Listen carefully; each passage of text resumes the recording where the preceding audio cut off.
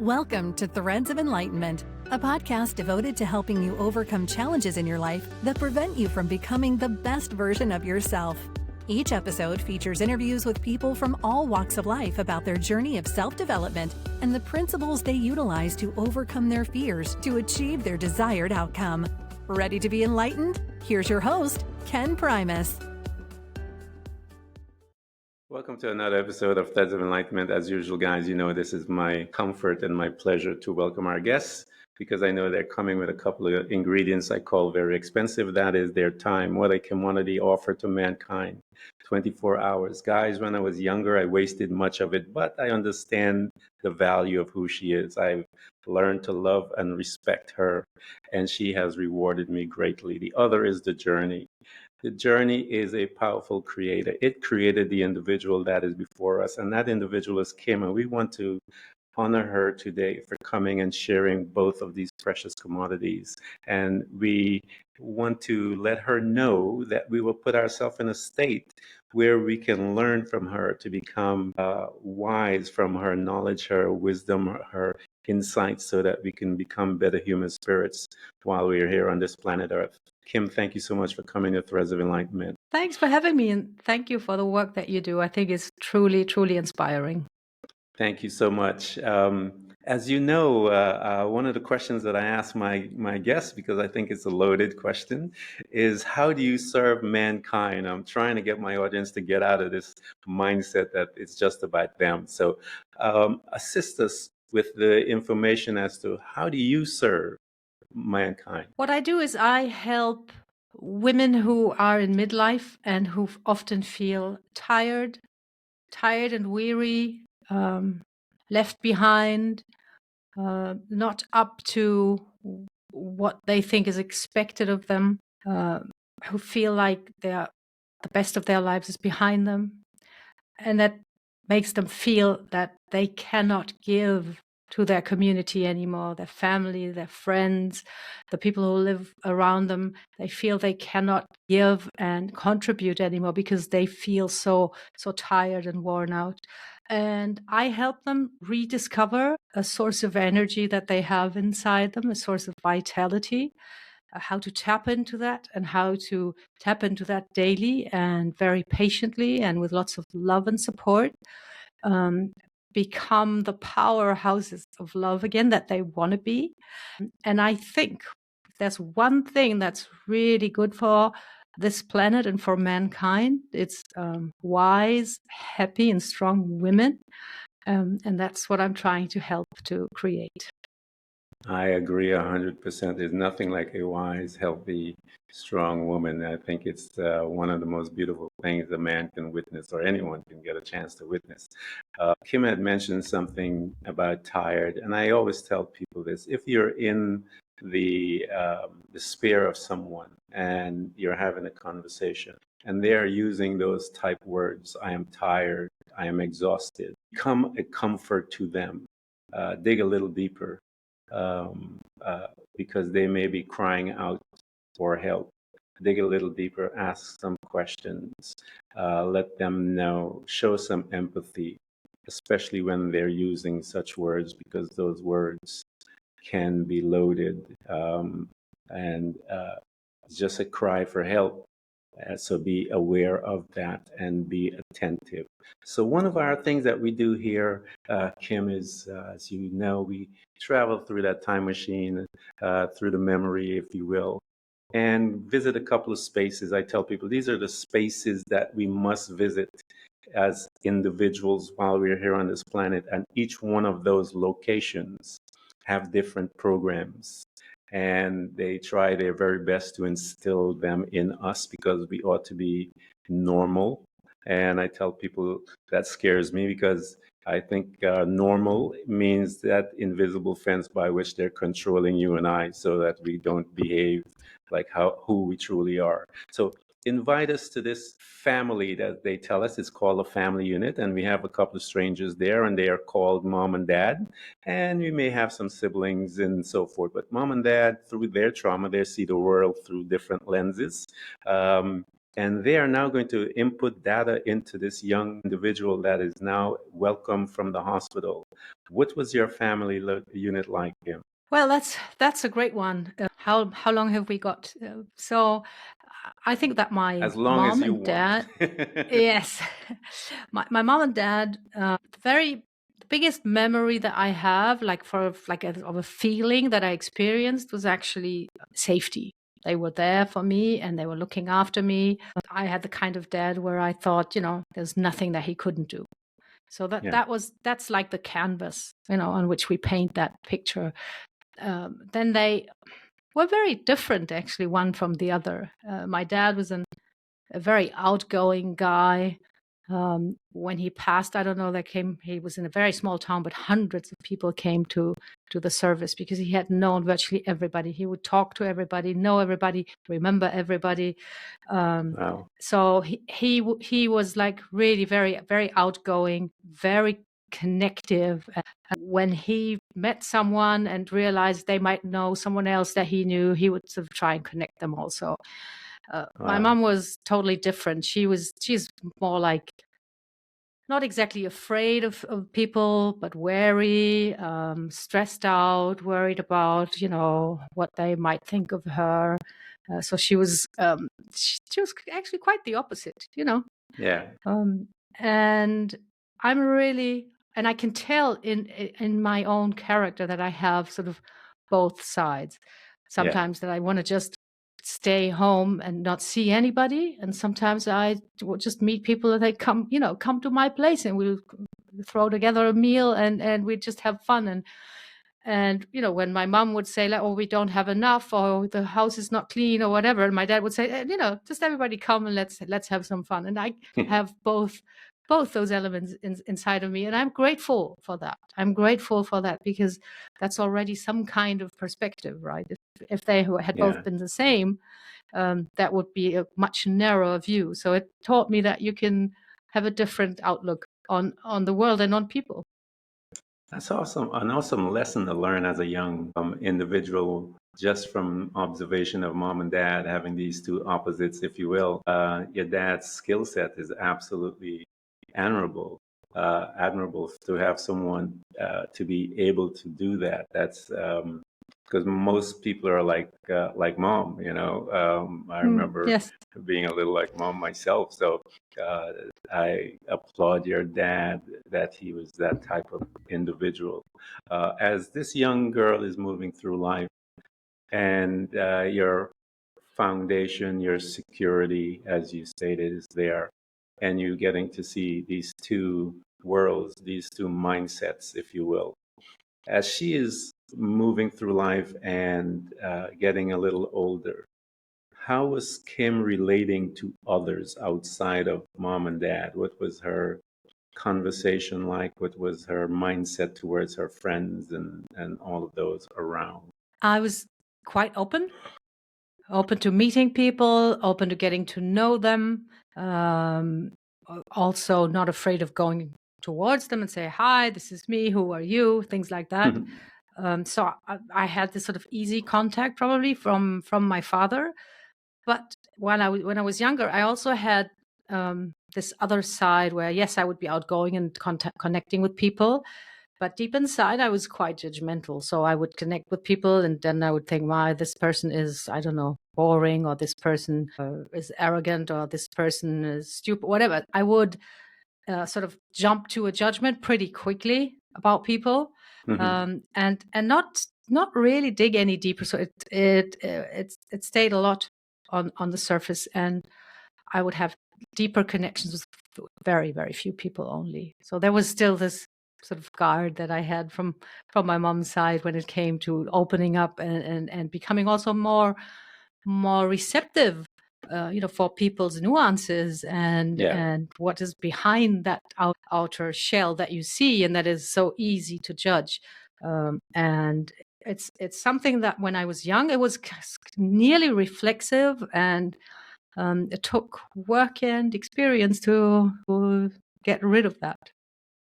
Where did you think you picked up that seed from, that belief? What incident, Kim, that if you can remember, that you believe that transpired and caused you to have this belief about judging people or being judgmental? Was that something Yeah. you saw in mom, or was it an incident that sparked that in you?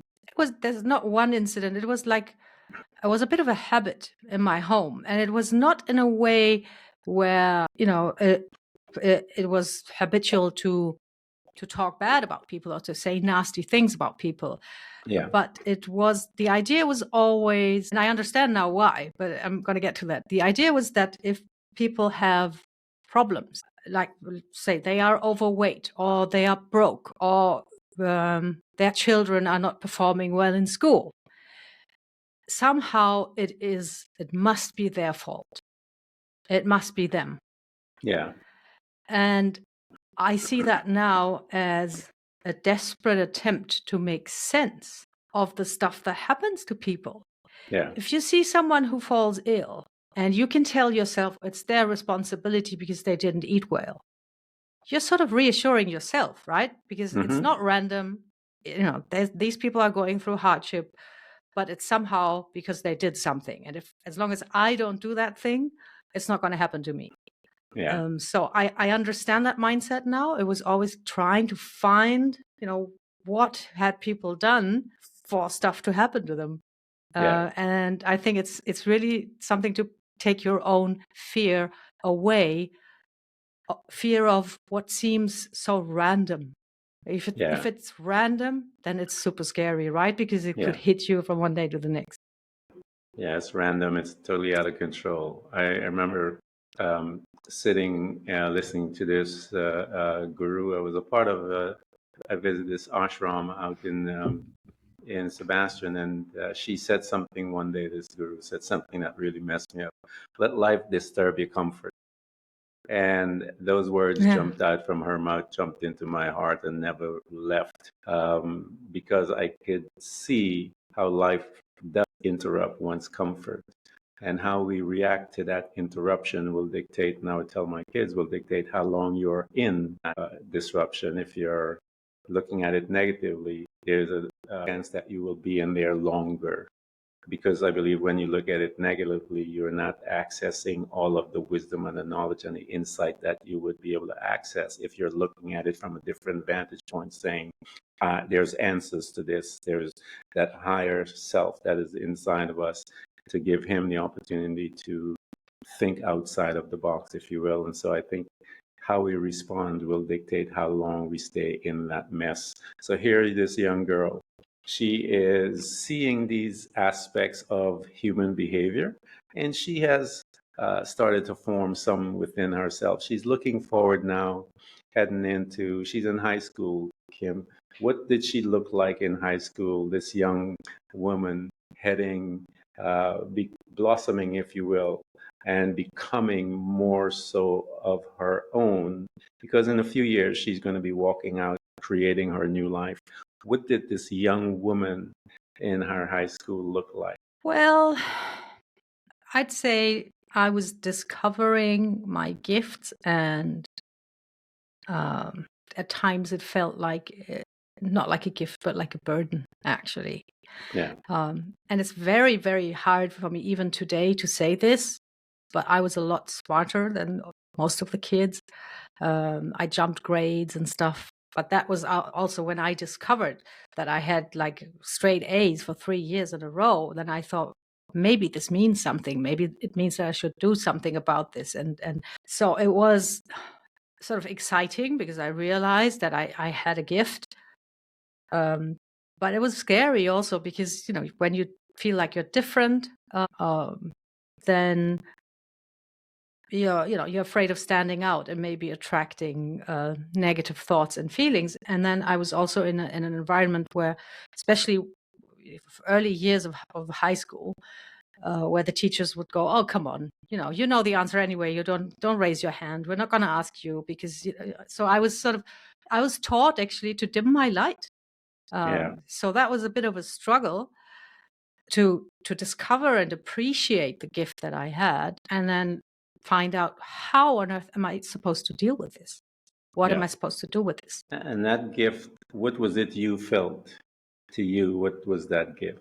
If you can bring a label to it, if you will. I think it was like an intellectual acuity. Maybe that's the word. I could just grasp stuff like really quickly, and then not only sort of repeat it and spit it out, but then do things with it in my brain and go further in my thinking. And I love that.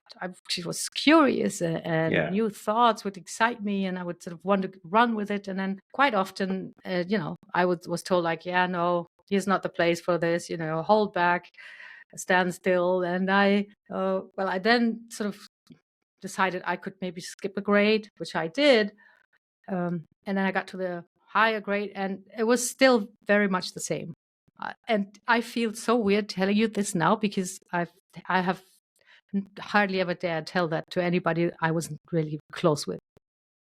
Oh, thank you. Sounds like bragging, No, I think when someone is gifted, it is not bragging. Bragging is a totally different mindset. When one expresses who they are, and the gift that they have, it's not bragging. It's just telling about your abilities. And the world is not, the natural world is not set up, if I will use that word. Might now, but it's still not. I don't think it's set up to allow a child like you to explore outside of the realm of the control that they have in the educational system. We are supposed to stay here, and when they have someone like you, the only way that they can deal with someone like you is to tell you to shut up, to contain yourself, to stay within the boundaries of the programming, if you will, in the educational system. They have schools now that you can go outside of that, but back then they will, and still today, they will try to contain that individual so that they can silence their voice, because once they silence their voice, they're breaking you and controlling you and keeping you in their normal sphere, because in their mind, you're not normal. And the teachers were looking at you going, you're not normal, just be quiet. Just be quiet. You know the answers, just be quiet. So it begins to program you differently. So she begins to be, her voice is held in by these teachers and by the system of education. When you are heading to college, Kim, and I know you probably look at it as freedom, probably, a chance to get out to the next educational system. And I'm sure when you get there, you'll see what it's all about. But when you were thinking of heading in that direction, what was the thoughts about? What was the conversation about? And which college did you pick? Which direction did you pick? And why did you pick it? That's quite a funny story, actually. So, I studied political science. I was in Germany. It's not college, it's university, and I think it still is to this day. It's free, there's no tuition. It's like maybe $100 a year or something. And they have this huge catalog with all the subjects that you could choose for your studies. And I took that and I read through it from beginning to end. Wow. Looking for the one subject matter that I found most appealing. Yeah. And I must say, I was lucky and blessed because my parents let me do that. There was no telling me you should do law or you should do medicine. These classical things when you think, you have a smart kid, so you want to send them somewhere where they're going to make a shit ton of money. Yeah. No, I could choose whatever I wanted, and I'm grateful until this day. So I chose political science because it had social aspects and historical aspects, and it's sort of everything that I found interesting, and that's what I picked. And then you had to choose two minor topics, and I chose history and French. But you see, it's really I really picked from a restaurant menu. It was really like that. But that's a good grouping, if you will, when you picked and you in the scope of things, the political science the language outside, because the language is going to help you to stretch your understanding of different cultures and stuff like that. And, so everything that you picked, I thought, for me, looking and listening to your story, is perfect. So now here is this That's girl what I thought. Yeah. in her life, in her mind, she believed she picked everything that fulfilled her. As you're learning, because history, I love history, and there's so much. Um, History allows us to get into insight into human behavior on a mass scale when we look at it from different ages and so forth. So when you begin to drink up all of these things and enjoy them and the knowledge and stuff like that, what was happening to this young woman now that thought everything was perfect for her because of her choices as study? What was she doing? What was happening to her? I was just having a great time, and I felt that my inner universe was growing. And Yeah, that, I mean, I had already enjoyed history in school, but now I got a totally different perspective, completely different. In school, it's like, they tell you like the Middle Ages, that's like a dark time, yeah, and people were oppressed and hungry. And then you go deeper and you discover this whole world uh, of codes and yeah. rules and habits and behavior, and I loved it. I really felt that my inner world was growing, and I Yeah, felt good about that. And I stayed at uni for quite some time, because after my master's I did a PhD. I really enjoyed, like really consciously enjoyed this time where I could just learn and study and grow my vision. And I didn't worry too much about what I was going to do for a job later on. I did some internships in journalism yeah, because I thought that was interesting, but I was really fully into it and just enjoying it, which was, I mean, it's great. I even, after, I don't know after how long, quite early on, I think, because everything was free and you could take all kinds of courses, I started learning Russian because I thought, let's try yeah. something different.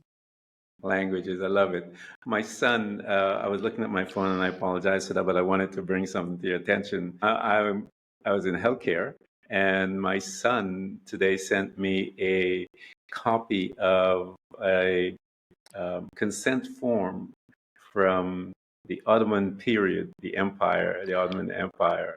And so I brought that up to say that when we are in studies about different historical pieces, there is so much data that one brings into your space that I believe gives us open more door to curiosity, if you will, and we begin to become more curious and begin and expand our world. And from your language and what you're saying, this young woman was just stretched, and she was absolutely having the time of her life as she began to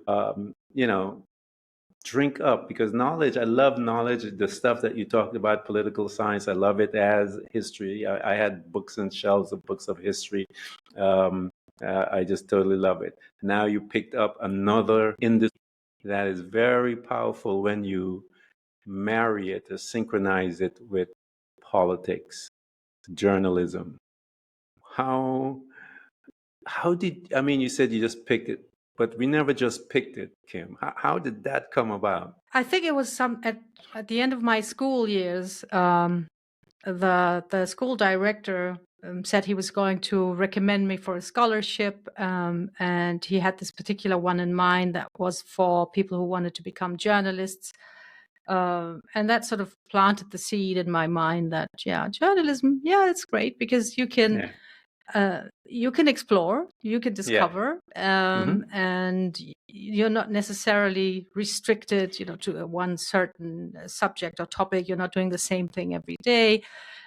You can tell a great story if you find it. So I think it appealed to me. I think it was this mentor who planted the seed, and then over the years, I thought, yeah, that would be probably a good choice. And was it, when you were there, when you were in that, was it a good choice?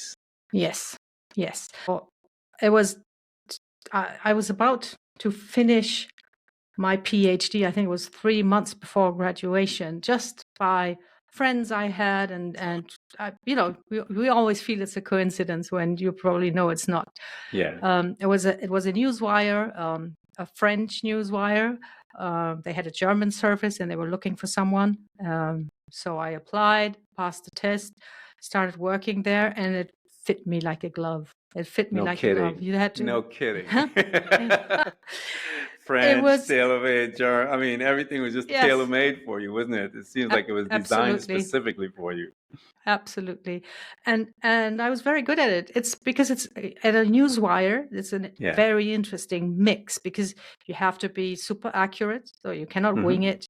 Yeah, your facts have to be like 150%. You have to keep checking them, but you also have to be very quick. So Yeah. it's every single piece that you do is a challenge on its own, and it's sort of intellectual challenge on its own. And without you sort of going deep into philosophical deliberations or anything, because you have to be quick. So it was Yeah. sort of deep enough, but not too deep. Yeah. Very exciting, fast moving, and I loved it. And being there and loving this, I love your story as you are. This young woman is just being engulfed in the processes as she's moving through life, just in college happy, and just, how everything is falling, and the synchronicity of the designers. I keep telling people nothing is in happenstance. You just explain a job that was just perfect for you. You had everything that was there, and you got there and you flourished within there. As you were gaining all of the insight, you're learning about accuracy, you're learning about speed, you're learning about different levels of what is necessary and what is not. And she is moving through life because, as you say, life just hits us once in a while. Let life disturb your comfort. As you're being comfortable, if you will, in your life and you're living, um, what was this girl, this woman now, what was she doing with herself? How was she coping within all of this stuff that was happening, all this happiness, if you will, or all this fun stuff? What was happening in her head, in her mind, when the lights are off, if you will? There were the two aspects. One was that I felt very, very happy, very rooted in what I was doing.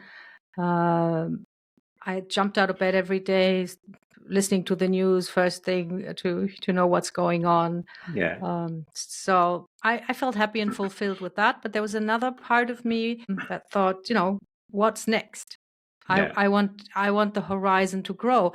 And I had studied Russian. I had been to Russia. And my dream was to become a correspondent in Russia Mhm.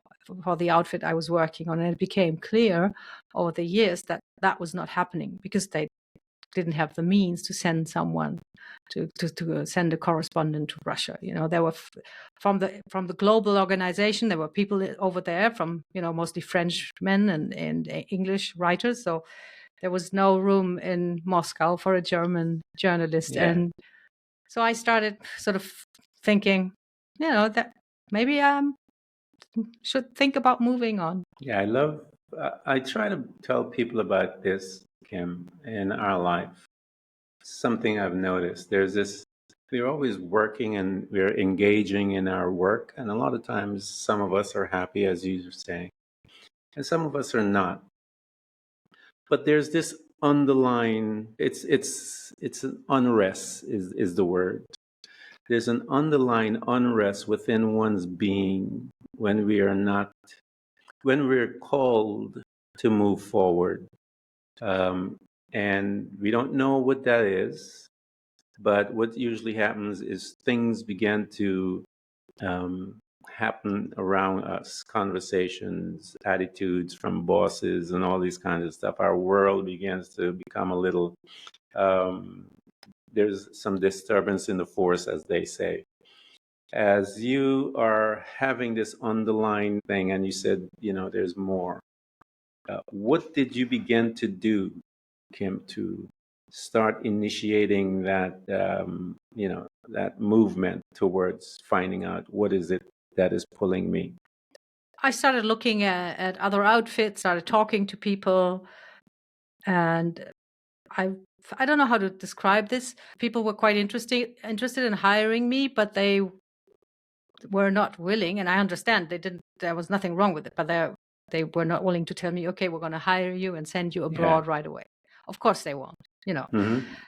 And I don't know, I felt that wasn't good enough. I thought, if I'm just going to move from one space to the next and be in the same situation, that's not worth it. So there came a point where I was ready for something else, but I was not quite sure what it was going to be. And then over the phone at work, I met my husband, and we talked over the phone like 3 times. We met once, and we got married. Wow, that's knowing that's the right one. And you can tell that all the stuff that we just talked about, this sort of knowing that there was something going on, I needed to move on, and something new had to happen.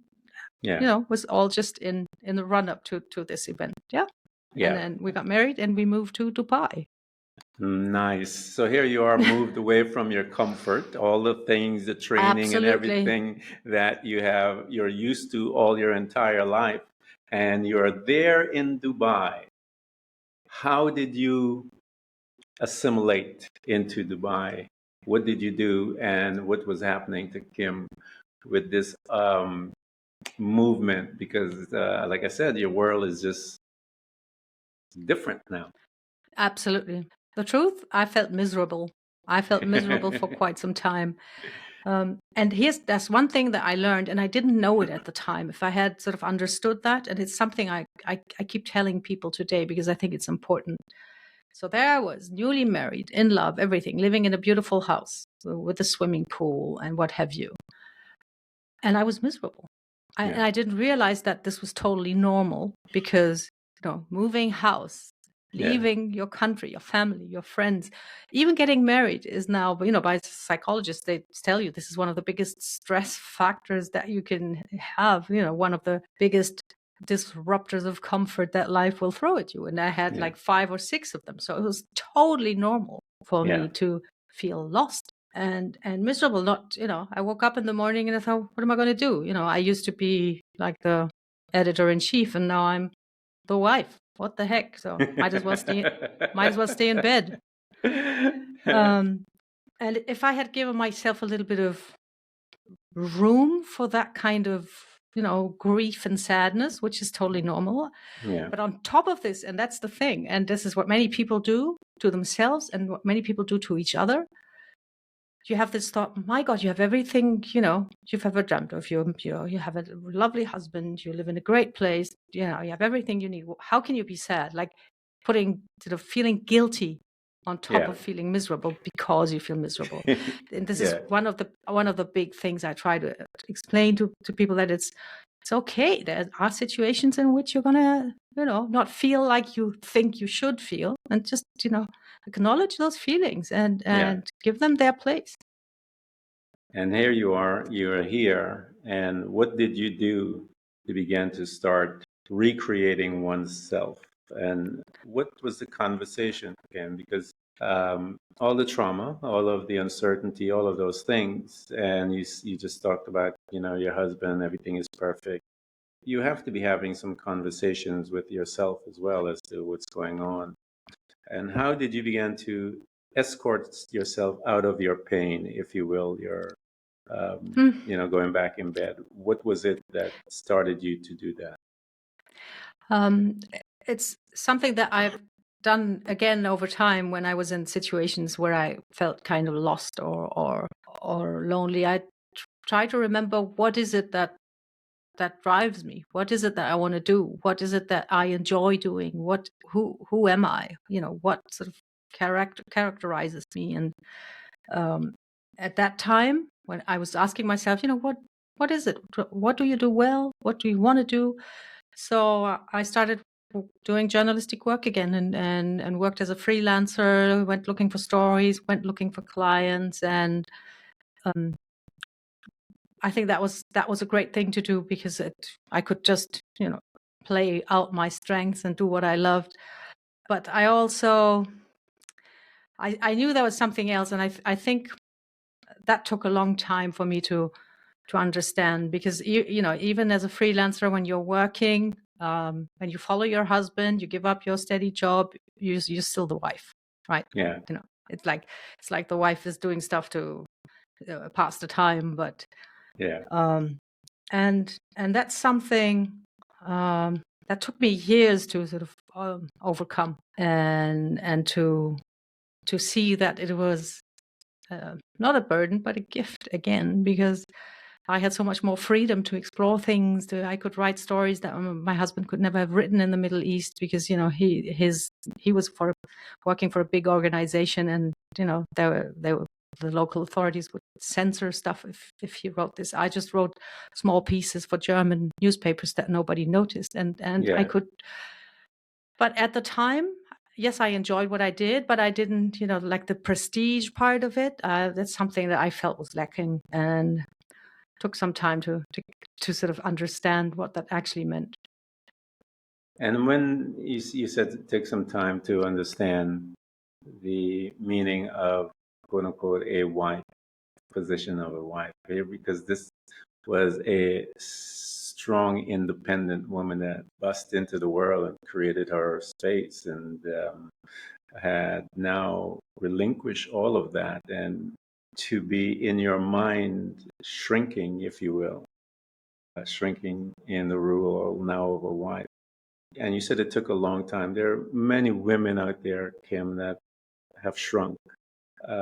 Talk to them to encourage them right here, because you had to learn this and it took you several years. And so, what knowledge you have gained within that 7 years, reach out to someone that has shrunk, if you will, in their perception of who they are. When they move from one space to another, talk to them and encourage them, and assist them to see that what you finally saw, but it took you several years. Maybe you can help them to speed up that process, if you will. That would be lovely.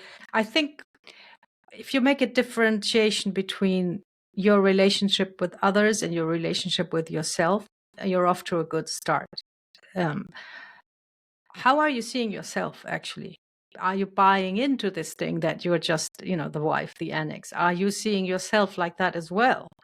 Or is it just what you are assuming other people around you see and think?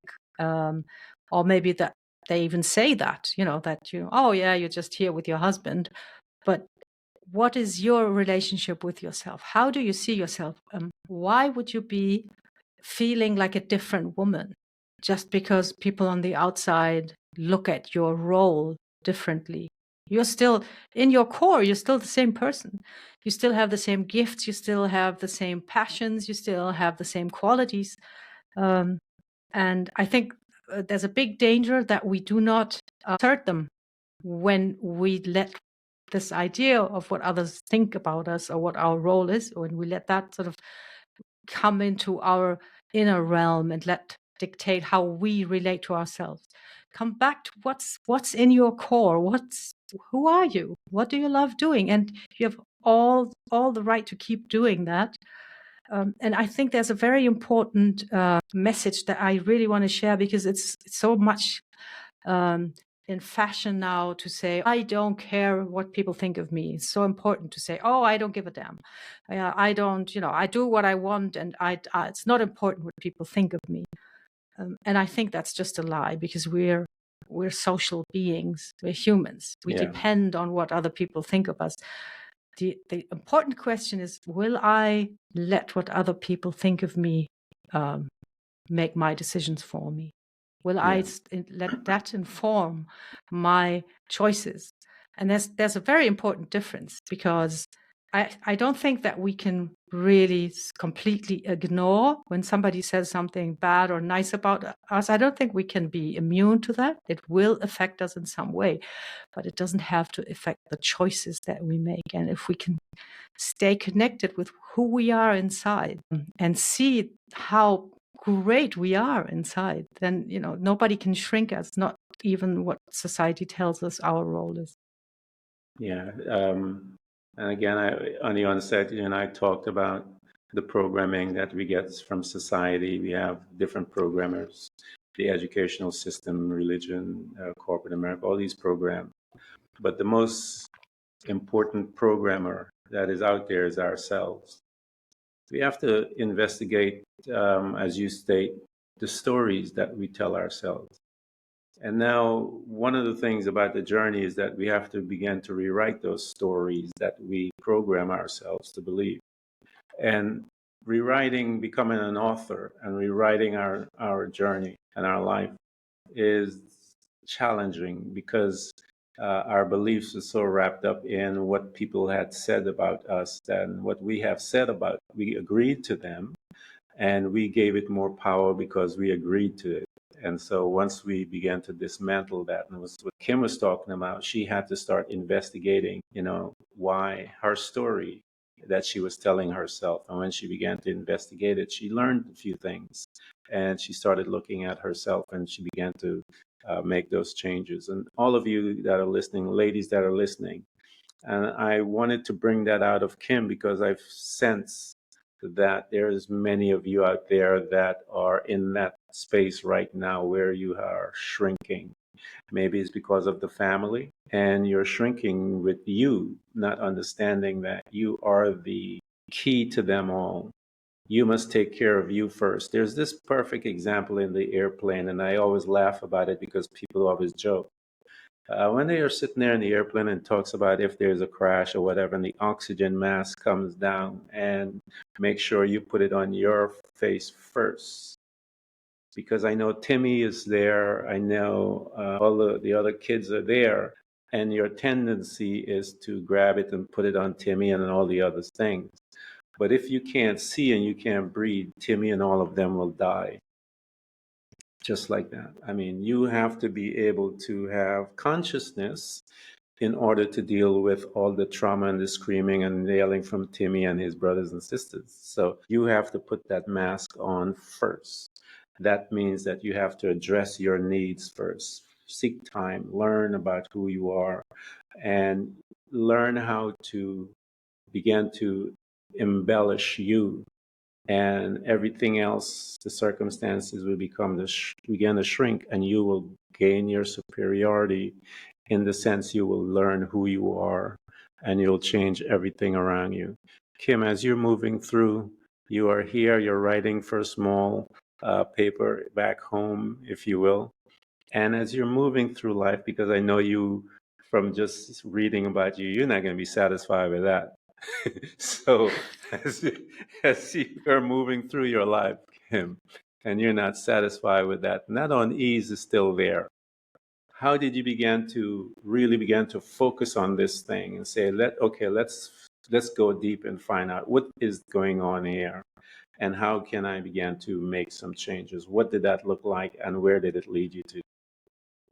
Yeah, well, it took quite a few more years because, first of all, I had 3 kids, which is also a big disruptor of comfort, if I may Yeah. say so. Very, Yeah. very uprooting.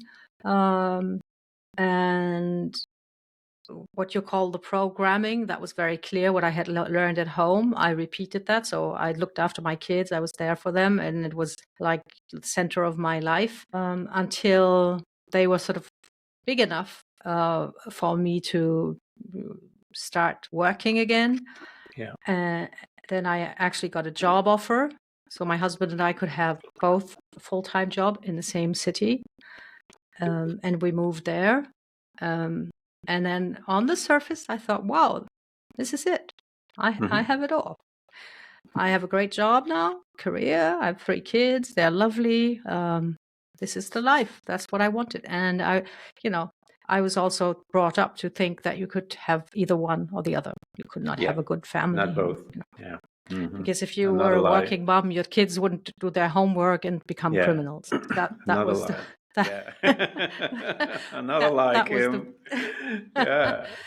And I think I was, first of all, and I think this is a big one, because it's something I mentioned before, because I had this freelancer sort of complex that I didn't have a full-time job and that I was not like sort of in an official structure or system.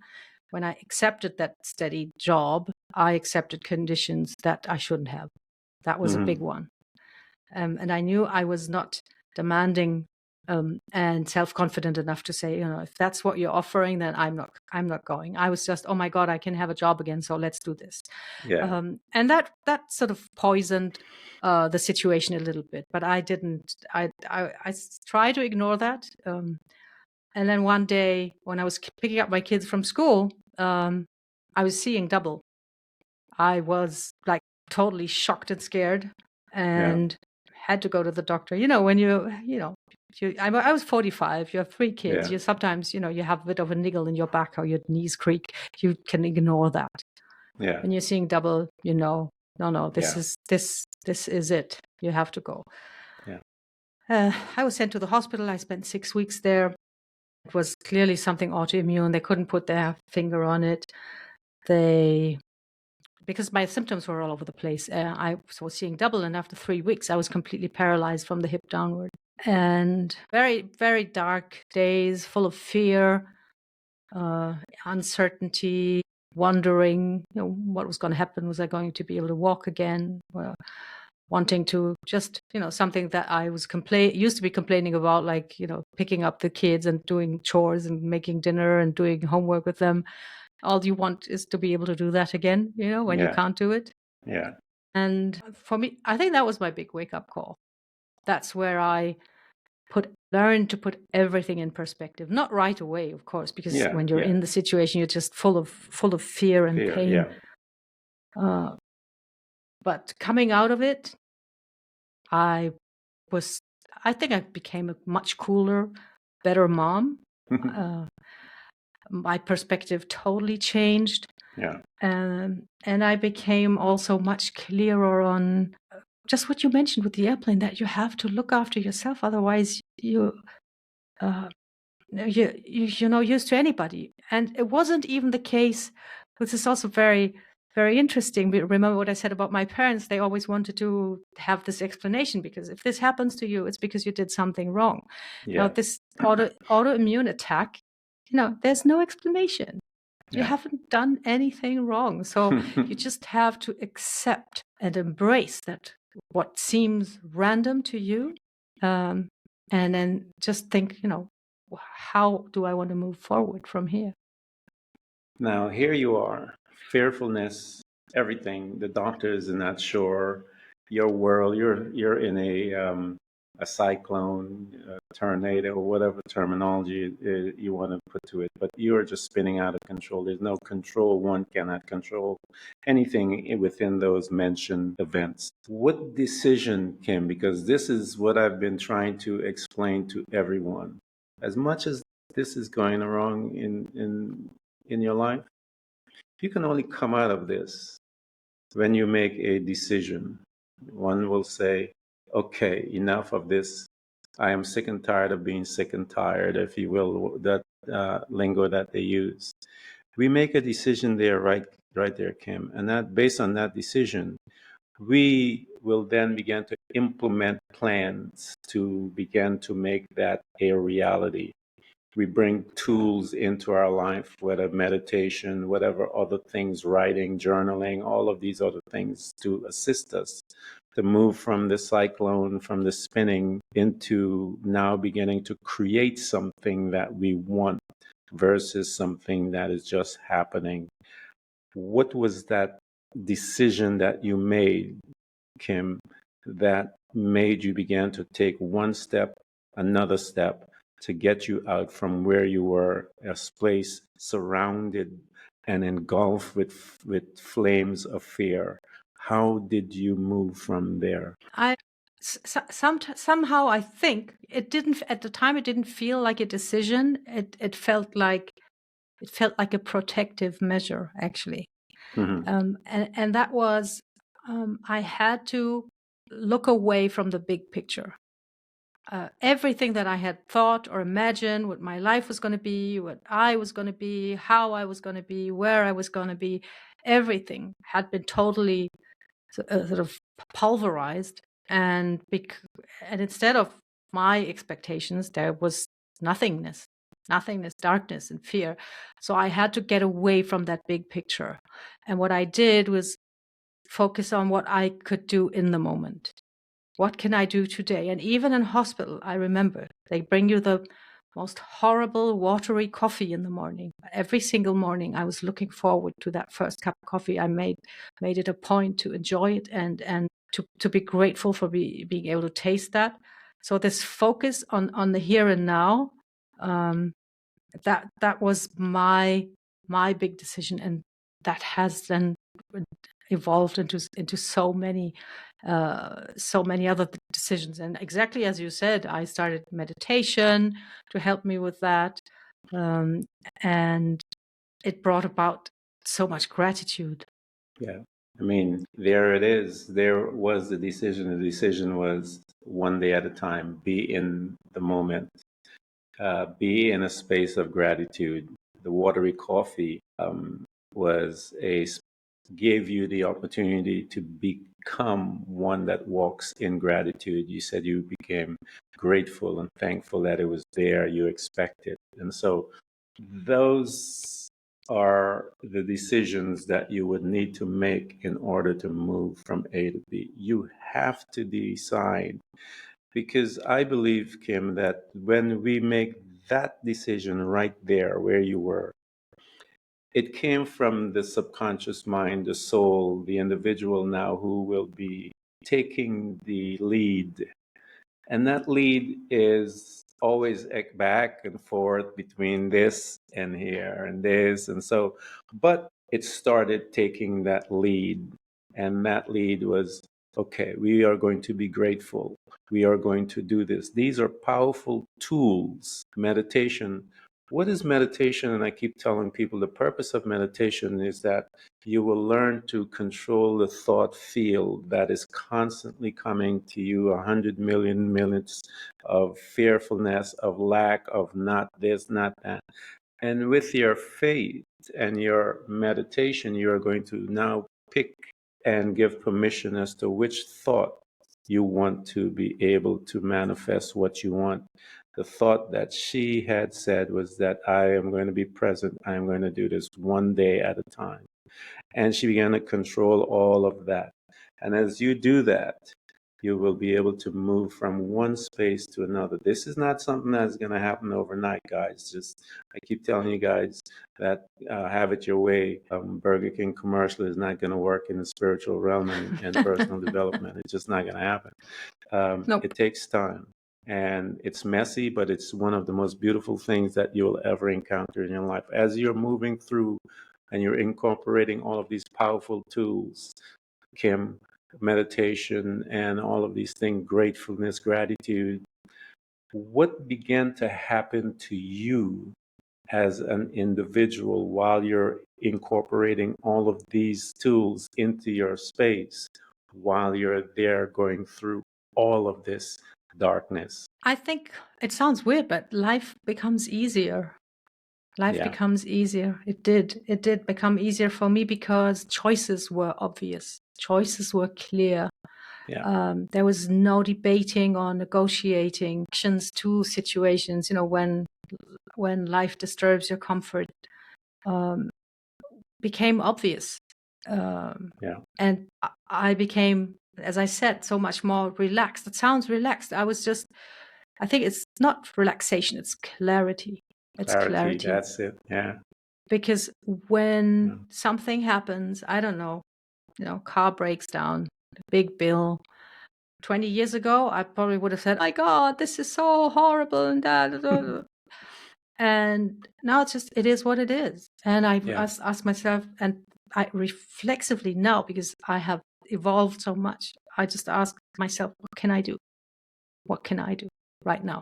And this clarity takes so much tension out of your inner existence. It takes so much debate away because it's unnecessary, and you gain energy that way also. So life literally becomes easier because you have more energy, you have more clarity, and less fear. And as you guys, everything that she just said, there's nothing else for me to say about that. So as you're moving through now, Kim, how do you begin to address the physical aspect now? Because you have to address your body in the sense that you have to make this temple that houses you. You have to bring it to a space by which now it can work and do the things that are necessary. How did you begin to, and what did you incorporate in your life to help you to become healthier, if you will, to make your temple to become one that it can be used for you to do what you need to do on a daily basis for you and your children? In my discussions with my doctors, I had been a gym goer. I mean, I liked the gym, but I went there, because I thought I could make my body look a certain way, or just sort of stay fit, stuff that you do when you just go through the motions. I asked my doctors if I could exercise, because this is one of the things also that's part of my core, was actually to be physically active. Yeah. And it's something that I had discovered even before I was ill, when I was looking and searching, and I found that I would have to sort of rely on my passion and my inner qualities if I wanted to avoid shrinking. And one of those was exercise. And I asked my doctors, could I exercise? Because it took me a while to walk again normally, but I didn't have like much lasting damage. And they said yes, reluctantly, because that's the problem with doctors when it comes to exercise. They're not really trained in that. And I felt this urge, and this really came from my innermost core. I wanted to become strong. I wanted to become physically strong.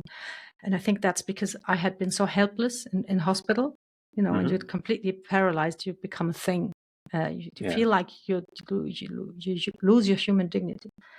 And I can't even explain where that came from. I just wanted to be like super strong. And I started training and lifting heavy. I found a book that said women should lift heavy too. And it changed my life very quickly. Over time, it improved my physical health in a way that nobody had expected. Had been told that certain reflexes, for example, because of nerve damage, they would not come back, and they all came back. But the biggest effect was on my mental health. Before I fell ill, I thought I was indestructible, but it was just a superficial sort of image that I had of myself that was not really rooted deep inside me. And I was surprised when I fell ill and thought, oh, I didn't expect this. And it was scary and everything, but there was no deep conviction to this. And now that I was becoming physically strong, I didn't feel indestructible because I had learned my lesson, but I felt that it was going to be hard to stop me. If anything wanted to stop me, they better throw everything at me, because it's literally, you stand taller, you carry yourself differently, and you can't overcome resistance in the gym when you train. So in your innermost being, in your fibers, literally in your fibers, that resistance can be overcome, and that gives you such a different outlook. It is the same in the spiritual realm. It's the very same principle, and that's why I said on the onset, the natural world is a shadow, if you will, of the spiritual realm. You had talked about you actually had to rewire your brain as to how you felt and how you thought. And one of the things that you do in weight training is rewire your brain to push yourself beyond the limits. And that once you are in the midst of rewiring your brain, you see that there is no limitation at all, because the limitation is in your mind. And when you decide to go beyond the limitation, guess what? You go beyond the limitation. And so you begin to see that this limitation is only in our perception, it's our understanding of things. But when we practice, as you said, and so meditation and all the other tools within the spiritual realm, you will understand that when you're in your situation, when it comes up again, you're not there long, because you understand some things you have practiced, and you have what I call conditioned response, meaning that when it comes, you will respond like that. And that's what training does. Martial arts, any other training will give you the ability to respond because you have conditioned yourself to respond. And as Kim mentioned when she was exercising, there is no limit unless Kim put a limit and decide that that was a limit. But if she wanted to go beyond that, all you needed to do was practice. And so I want you guys to listen to her. That's why I talked to her. I wanted you to see that she did not just start with the physical, the spiritual piece. She went into the physical world also, and began to reprogram her mind through weightlifting and powerlifting. Sports will allow you to reprogram your mind. Music, the arts, anything dealing with the arts will help you to reprogram your mind. It's amazing. It engages one of the most powerful forces out there, imagination, that a weightlifter would also have to utilize in order to, to go beyond the what we call the limits that we put on ourselves. Here you are, you're breaking the limits. Talk about your competition, because it pushes you to go beyond and beyond and beyond, and then you were placed in a situation where you were able to now compete. Yeah. So I was lifting in a gym. I was working with a personal trainer, and one day he said, "Would you like to try Olympic weightlifting?" And I just had these weird memories as a kid, to see these guys in these weird leotards lifting heavy stuff, feats of strength. And I think he had just gotten into it and thought he was going to share, and said, "Yeah, why not?" Yeah. This was already, that was already the new me, the rewired me, because I would not limit myself to anything. So, yeah, that's a new thing to try. Let's go. Yeah. And he showed me, and it's, I really sucked at it. It's really, it's hard because it's not only strength. I was really quite strong, but you need technique. You have to outsmart gravity. Yeah. But I loved it. Because this is like the essence of lifelong learning, because you have never two lifts that are the same. Because it's explosive, there's a point you have to control as much as you can, and then there's a point where you have to explode, and you cannot consciously control where the bar goes. So you can only make sure that it goes where it has to go by practicing over and over again, by mechanizing certain movements, and by visualizing.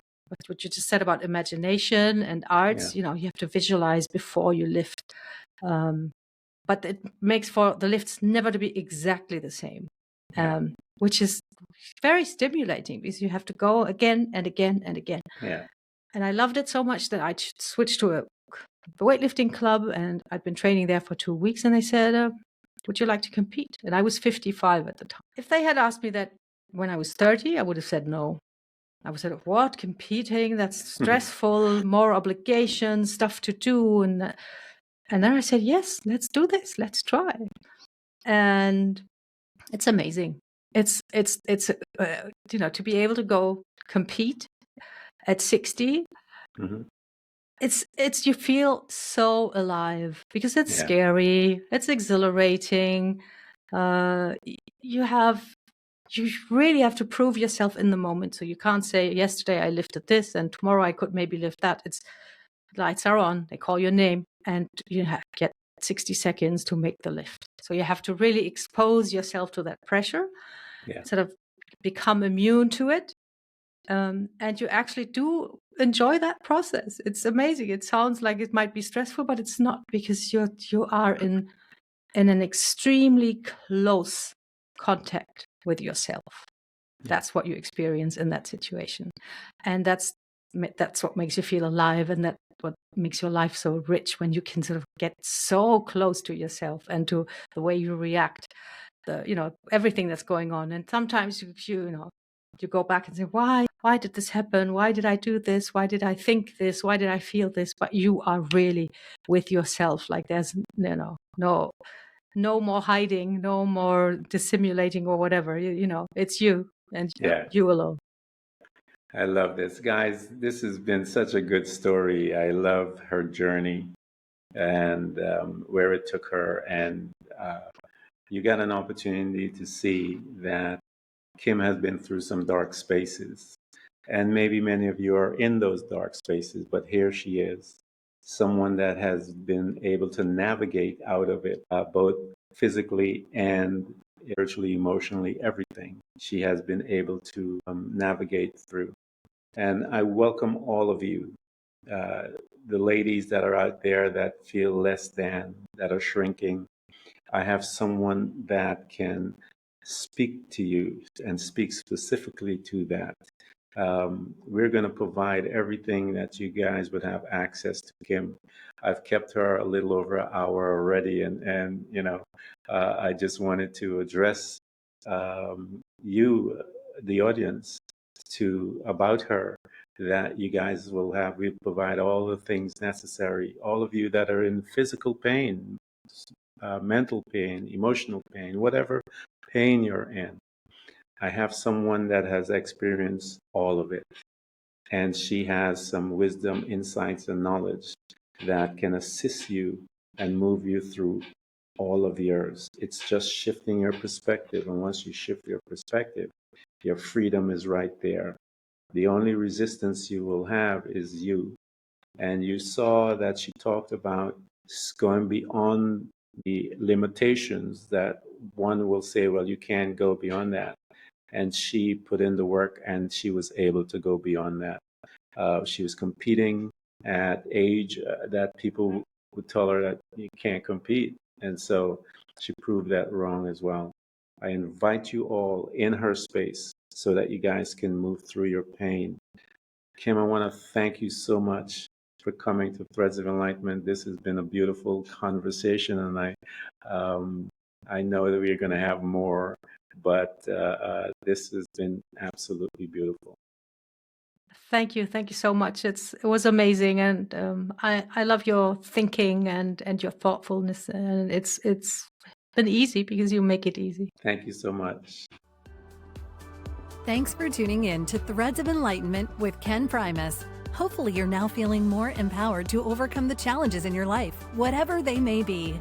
Share that inspiration with others by telling them about this podcast, rating it, and of course, remember to subscribe so you don't miss a single episode. For more connection, you can find us on Facebook and Instagram by searching for Threads of Enlightenment. Until next time, stay enlightened.